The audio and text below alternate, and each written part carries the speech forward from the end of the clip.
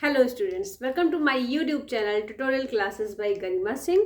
हम लोग यहाँ पे पढ़ रहे हैं एमबीए फर्स्ट सेम की मैथ्स, जिसका नाम है बिजनेस स्टैटिस्टिक्स एंड एनालिटिक्स। और इसमें हम लोगों की लास्ट यूनिट चल रही है। तो इसमें हम लोग सारे टेस्ट पढ़ रहे हैं, जैसे पी टेस्ट, टी टेस्ट, चाय स्क्वायर टेस्ट। आज हम लोग पढ़ेंगे एफ टेस्ट। और एफ टेस्ट में हम ये जानेंगे कि अगर हम एफ टेस्ट की भाई फॉर्मूले से हम कैलकुलेटेड वैल्यू निकाल लेते हैं, ठीक है, तो उसका फॉर्मूला होता है F is equal to S B square upon S A square. अब आपको पता होना चाहिए कि S B square S A square की क्या वैल्यू होती है, क्या होता है, ये कैलकुलेटेड वैल्यू आपकी निकल आएगी। लेकिन अगर आपकी टैबुलेटेड वैल्यू गिवन नहीं है क्वेश्चन में, अगर क्वेश्चन में गिवन है फिर तो कोई बात ही नहीं है, आप वही वाला कंपेयर करके देख लोगे कैलकुलेटेड वैल्यू और टैबुलेटेड वैल्यू को। लेकिन अगर नहीं गिवन है तो टेबल आप कैसे देखोगे, ये एक बहुत बड़ी समस्या आती है आपके सामने, क्योंकि इतनी सारी टेबल होती हैं। चाहे स्क्वायर के लिए पी वैल्यू की टेबल, उसके बाद टी टेस्ट की टेबल, उसके बाद फिर अब आएगी एफ टेस्ट की टेबल। तो ये सारी चीज़ें आपको देखनी आनी चाहिए, भले ही यूज़ हो चाहे ना हो सकता है एग्जाम में गिवन हो। अगर नहीं गिवन है, आपको टेबल अवेलेबल कराई गई है, तो आपको देखना आना चाहिए। ठीक है, तो देखते हैं। सबसे पहले हमारा क्वेश्चन, यहाँ पे हम क्वेश्चन को सॉल्व नहीं करेंगे, यहाँ पे हमें मेनली आपको सिखाना है कि एफ टेबल को देख के आप टैबुलेटेड वैल्यू कैसे निकालेंगे। तो देखिए, क्वेश्चन है हमारा, the following figure related to number of units of an item produced पर शिफ्ट बाय 2 वर्कर्स। ठीक है, तो इसमें क्या बताया गया है कि एक वर्कर ए है और एक वर्कर बी है, इनकी वैल्यू दी गई है, अलग अलग यूनिट्स इनकी दी हुई हैं। ज़्यादा समझने का काम नहीं है, अलग अलग शिफ्ट में जो भी उन्होंने काम किया उसकी रिलेटेड यूनिट्स दी हुई हैं। तो ये आपके पास डेटा है ए वर्कर का और बी वर्कर का। ठीक है, तो ए वर्कर का जो डेटा दिया हुआ है, अगर इसको आप काउंट करोगे तो 9 नंबर्स है, मतलब N1 की वैल्यू क्या है, 9 है। बी वर्कर में ये टोटल कितनी वैल्यूज हैं, 11 है। ठीक है, अब आपको पता है कि डिग्री ऑफ फ्रीडम निकालने के लिए, अब यहाँ पे 2 वैल्यू N1 और N2, डिग्री ऑफ फ्रीडम को न्यू से हम डिनोट करते हैं, न्यू ऐसे बनता है कुछ। ठीक है, तो न्यू 1 हो जाएगा हमारा N1 माइनस 1, न्यू 2 हो जाएगा हमारा N2 माइनस, यहाँ लिख लीजिए N2 माइनस 1। अब N2 आपका N1 9 है, N2 कितना है, 11 है, वहां लिख दिया हमने। तो 11 में से 1 जाएगा 10, 9 में से 1 जाएगा 8। तो आपकी न्यू 1 और न्यू 1, मतलब आपका जो डिग्री ऑफ फ्रीडम यहाँ पे कितने हैं, 2 हैं। तो उसको लिखा क्या जाएगा, F। जो बड़ी वैल्यू होगी उसे पहले लिखा जाएगा, जो छोटी वैल्यू होगी उसे कॉमा लगा के बाद में लिखा जाएगा। तो जब टेबल में आप देखोगे डिग्री ऑफ फ्रीडम 10 और 8 की, तो आपको 3.35 मिलना चाहिए। तो अब उसको समझने से पहले, हाँ इसी को समझ लीजिए पहले, ये ज्यादा इंपॉर्टेंट है। तो देखिए, क्वेश्चन में ये दिया हुआ था कि worker A is more stable compare to worker B. ठीक है, तो using F test 5% level of significance. ठीक है, तो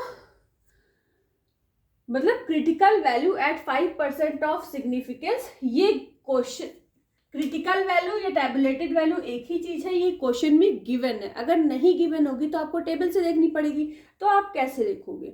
तो अब यहाँ पे जो एफ टेबल होती है, इस तरफ लिखा होता है DF2।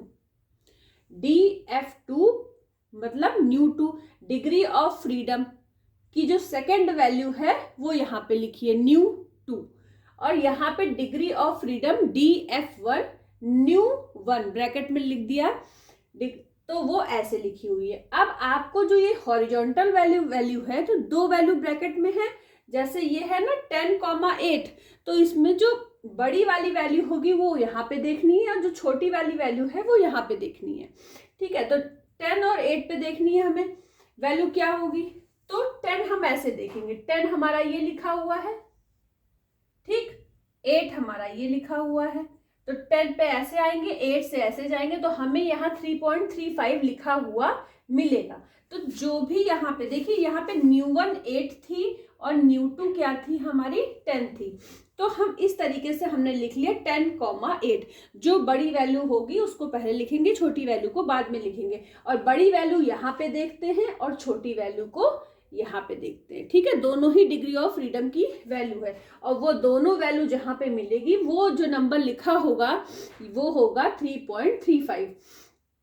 अब ये जितनी भी वैल्यू है वो कितने पे, 5% सिग्निफिकेंस लेवल। ये जो हमारी टेबल है 5% सिग्निफिकेंस लेवल की ही बनी हुई है। 5% का मतलब 5/100, तो 0.05। हर एक वैल्यू कोई भी आप देख लोगे तो वो किस पे, 5% पे ही निकलेगी। ये तो हो गई आपकी बात। ठीक है, टेबल आप सीख गए। अब इसके बाद आपको पता होना चाहिए कि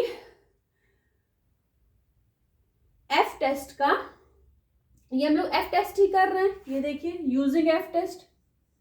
तो एफ टेस्ट का फॉर्मूला होता है SB² अपॉन SA²। अब ये SB² SA² क्या है, तो SA² x1 माइनस x1 बार का स्क्वायर, ये सिग्मा लिखा हुआ है मतलब सारी वैल्यू सम होंगी, अपॉन n1 माइनस 1। SB² क्या है, x2 minus x2 bar upon n2 minus 1। यहाँ का इसमें भी यहाँ पे स्क्वायर हो जाएगा और सिग्मा। ठीक है, तो ये वैल्यू निकलेगी आपकी, ये वाली 38 निकलेगी, ये वाली 10 निकलेगी, 3.8 आएगा। ठीक है, तो अच्छा आप ये सोचोगे कि इसको पूरा क्यों नहीं सॉल्व कर रहे हैं। ठीक है, तो इसका सॉल्यूशन आपको अभी हम बताएंगे कि इसको कैसे करना है। तो आप पहले इस चीज को समझ लो कि हम समझाना क्या चाहते हैं। यहाँ पे हम जो नल हाइपोथेसिस है, तो नल हाइपोथेसिस हमने यहाँ पे ले ली H0 और इसके बाद हमने यहाँ पे लिखा सिग्मा A²। ठीक है, ये हमने नल हाइपोथेसिस ले ली। ठीक है, तो इसका मतलब क्या हुआ, जो यहाँ पे बोला है कि वर्कर ए इज, पूछा है हम लोगों से, क्या worker A is more stable compare to worker B. यहाँ पे अगर ये इक्वल होंगे तो ऐसा तो हम नहीं कह सकते कि वर्कर ए मोर स्टेबल होगा या वर्कर बी मोर स्टेबल होगा, या यहाँ पे दोनों की जो स्टेबिलिटी है वो क्या है, इक्वल है। एक जितना कर रहा है दूसरा भी उतना कर रहा है। इस नल हाइपोथेसिस से हमको ये पता चल रहा है। ऑल्टरनेटिव हाइपोथेसिस क्या बनेगी, H1 is not equal to, यही बनेगी, not equal to. Not equal to का मतलब ये है कि ए वर्कर की, अगर यहां हमने नॉट इक्वल टू कर दिया, ऑल्टरनेटिव हाइपोथेसिस में हम क्या करते हैं, H0 मतलब नल हाइपोथेसिस। नल हाइपोथेसिस का उल्टा ऑल्टरनेट होता है, ऑल्टरनेटिव हाइपोथेसिस। तो यहाँ पे अगर ये नल हाइपोथेसिस में ये दोनों चीजें इक्वल हैं, तो ऑल्टरनेटिव हाइपोथेसिस में ये इक्वल नहीं होंगी, नॉट इक्वल टू होंगी, मतलब बड़ी हो सकती है। वर्कर ए जो है, जो यहाँ पे दिया हुआ है कि worker A is more stable compare to worker B, अगर हमारी नल हाइपोथेसिस कैंसिल हो जाती है तो जो क्वेश्चन में गिवन है उसको हम सही मान लेंगे ऑल्टरनेटिव हाइपोथेसिस के हिसाब से, क्योंकि यहाँ पे नॉट, मतलब दोनों की जो कंपेयर अगर हम करेंगे तो कोई स्टेबल, कौन सा ज्यादा स्टेबल है, ये जो है जो क्वेश्चन में गिवन होता है उसी को हम मान लेते हैं ज्यादा स्टेबल। तो हम समझाना क्या चाह रहे हैं उस चीज को समझिए। हमारी कैलकुलेटेड वैल्यू आई है 3.8 और टैबुलेटेड वैल्यू आई है 3.35, जो हमने यहाँ दिखाई है आपको। तो 3.35 जो है क्या है, छोटी है, कैलकुलेटेड वैल्यू बड़ी है 3.8। तो जब कैलकुलेटेड वैल्यू टैबुलेटेड वैल्यू से, calculated value is greater than tabulated value, ठीक है, calculated value is greater than tabulated value, तो आपकी जो ये होती है नल हाइपोथेसिस, ये क्या हो जाती है, रिजेक्ट। और जो ऑल्टरनेटिव हाइपोथेसिस होती है वो हो जाती है एक्सेप्ट। अब ऑल्टरनेटिव हाइपोथेसिस एक्सेप्ट हो गई, नल हाइपोथेसिस रिजेक्ट हो गई, ये वाली ये एक्सेप्ट हो गई। तो मतलब क्या है कि दोनों जो है अगर हम कंपेयर करेंगे तो दोनों एक बराबर नहीं होंगे, क्योंकि नल हाइपोथेसिस बराबर थी, वो कैंसिल हो चुकी, रिजेक्ट हो चुकी। तो इसका मतलब या तो ए जो है कंपेयर ए और बी को कंपेयर करेंगे तो या तो ए मोर स्टेबल है या तो बी मोर स्टेबल है। लेकिन क्वेश्चन में ये बोला गया है कि worker A is more stable compare to worker B, तो हम बोल देंगे yes worker A is more stable compare to worker B. तो ये स्टेटमेंट हमारा नल हाइपोथेसिस इसका ऑल्टरनेटिव हाइपोथेसिस का हो गया। ठीक है, इतनी बात आपके समझ में आ गई। अच्छा, अब इसमें आपको ये जानना होगा कि x1 क्या है, x1 बार क्या है, ये सारी वैल्यूज कैसे निकलेंगी भाई, जानना होगा। तो अब हम इसको रब नहीं करेंगे, इतना पोर्शन हम रब कर देंगे। इतना आप समझ चुके हो कि आप एफ टेस्ट में आप कैसे निकालोगे टैबुलेटेड वैल्यू। तो फटाफट नोट डाउन कर लीजिए इसको।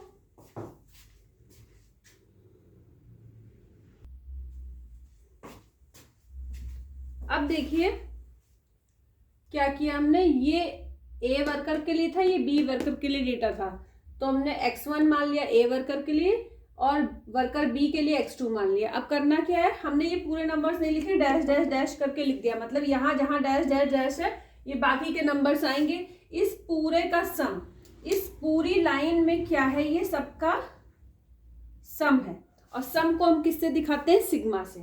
तो सम, इसके बाद x1 माइनस x1 बार कैसे निकलेगा, इस पूरे का सम upon total number of numbers. तो 198 सम है और टोटल कितने नंबर है इसमें, 9 है, 9 से डिवाइड कर दिया 22 मिल गया।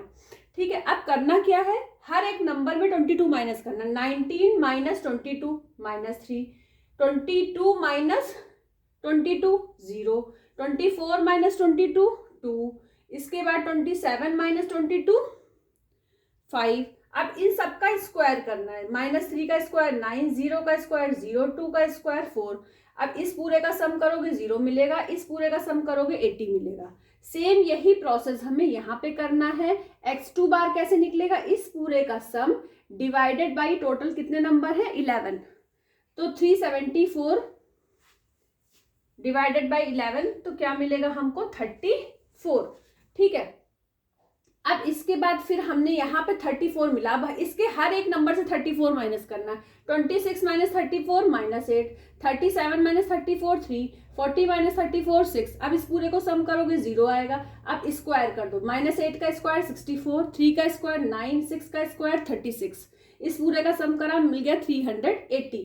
अब हमें फॉर्मूले में देखिए, ये वाला फॉर्मूला देखिए, ऐसे स्क्वायर में क्या है, सिग्मा x1 माइनस x1 बार का स्क्वायर, वो कहाँ से हमें मिलेगा, ये वाला 80 अपॉन n1 माइनस 1, n1 कितना है 9, तो 9 माइनस 1 80, 9 माइनस 1 क्या मिल गया हमें 10 मिल गया।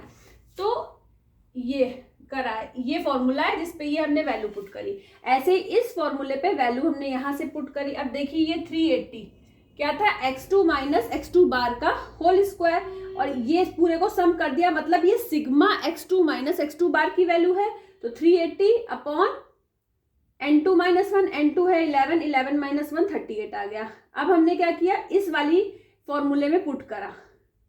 एफ टेस्ट का फॉर्मूला क्या होता है, SB square upon SA square, तो पुट कर दिया हमने 38 अपॉन 10, तो क्या मिल गया 3.8 मिल गया। तो हमें कैलकुलेटेड वैल्यू क्या मिल गई 3.8। अब यहाँ पे आप देखो SB स्क्वायर की वैल्यू क्या है, इसकी वैल्यू आ रही है, SB स्क्वायर की वैल्यू आ रही है 38, SA स्क्वायर की वैल्यू आ रही है 10, तो किसकी ज्यादा, SB square is greater than SA square. ठीक है, worker A is more stable then worker B। इससे पहले वाले पेज में हमने बाकी चीज बता दी है कि नल हाइपोथेसिस कैसे रिजेक्ट हुई, ऑल्टरनेटिव हाइपोथेसिस कैसे एक्सेप्ट हुई, और हमारा ये स्टेटमेंट आ गया। ठीक है, तो इस तरीके से हमारा ये वाला क्वेश्चन हो गया। आज के लिए इतना ही। अब आपके मेरे ख्याल से 2 या 3 क्लास बच रही हैं, इसके बाद आपका जो है कोर्स फिनिश हो जाएगा, और 2nd वीक ऑफ जनवरी से आपके एग्ज़ाम स्टार्ट हो रहे हैं। तो all the best to all of you, अच्छे से तैयारी करिए, चैनल को ज़रूर सब्सक्राइब कर दीजिए और वीडियो को लाइक कर दीजिए। Thank you.